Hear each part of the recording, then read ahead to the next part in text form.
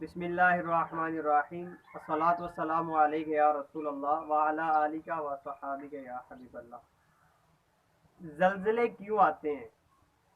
हमारे मुल्क में और दीगर ममालिक में भी, और ये एक तारीखी बात चली आ रही है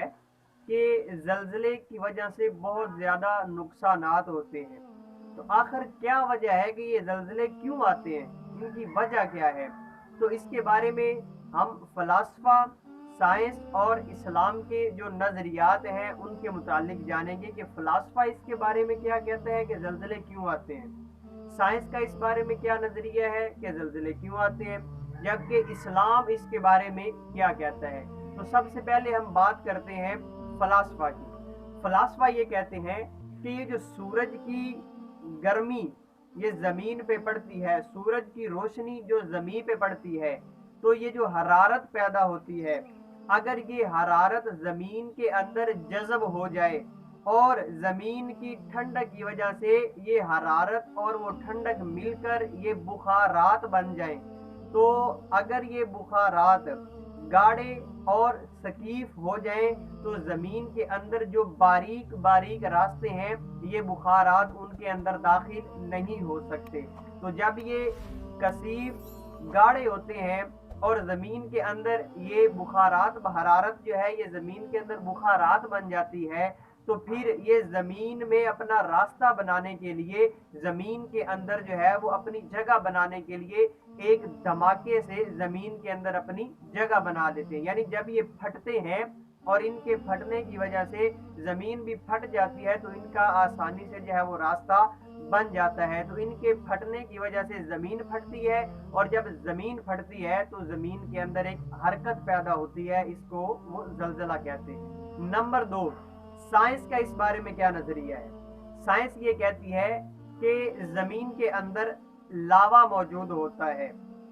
और वो लावा जब शदीद गर्म होता है और शिद्दत के साथ वो हरकत करता है तो ज़मीन के अंदर तह के नीचे कुछ प्लेट्स पाई जाती हैं। तो जब ये लावा शदीद गर्म होता है और हरकत करता है तो इसके हरकत करने की वजह से जो ज़मीन के अंदर मौजूद प्लेट्स होती हैं वो हरकत करती हैं, और जब लावा फटता है तो ये प्लेटें जो हैं ये भी शिद्दत के साथ हरकत करना शुरू कर देती हैं। तो इनके हरकत करने की वजह से ज़मीन जो है वो हरकत करती है। अब वो लोग जो साइंस के नज़रिए को ज़्यादा मानते हैं वो ये कहते हैं कि ये सिर्फ एक ज़ाहिरी असबाब है कि ज़मीन की प्लेटें हिलती हैं तो ज़मीन के अंदर जो है वो हरकत पैदा होती है, और इससे वो ये नहीं कहते कि ये अल्लाह ताला की तरफ से कोई अजाब है या कोई उसकी तरफ से आजमाइश है, क्योंकि उनका एक सिर्फ और सिर्फ ज़ाहिरी साइंसी नज़रिया होता है। लेकिन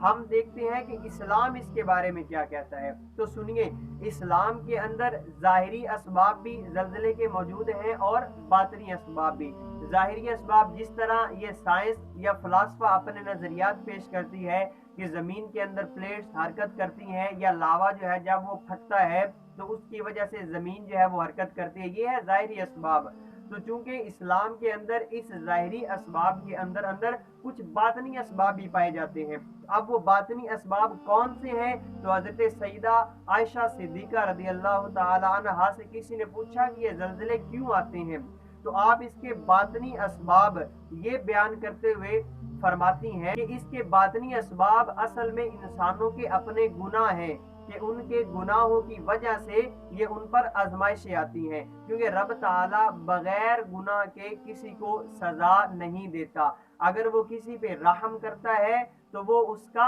फजल है, और अगर वो किसी को सजा देता है तो ये उसका अदल है। अब रब ताला बगैर किसी गुनाह के इंसान को सजा नहीं देता। तो आप फरमाती हैं कि ये इंसानों के गुनाहों की वजह से ज़लज़ला आता है, और उसके मुतालिक आप फरमाती हैं कि इसकी एक वजह ये है कि जब औरतें गैर मर्दों के लिए खुशबू इस्तेमाल करना शुरू कर दें, यानी अपने खामन के लिए नहीं بلکہ بازار میں اگر گھومنے جا رہی ہیں، سیر و تفریح کرنے جا رہی ہیں تو خوشبو لگا لیتی ہیں اور مردوں کو اپنی طرف مائل کرنے کے لیے یہ ان کا ٹارگٹ ہوتا ہے، تو اس وجہ سے وہ خوشبو لگاتی ہیں، تو یہ بھی زلزلہ آنے کا سبب ہے کہ یہ ایک بہت بڑا گناہ ہے۔ اور دوسری وجہ آپ یہ فرماتی ہیں بدکاری عام ہو جائے، یعنی عورتیں جب مردوں کے سامنے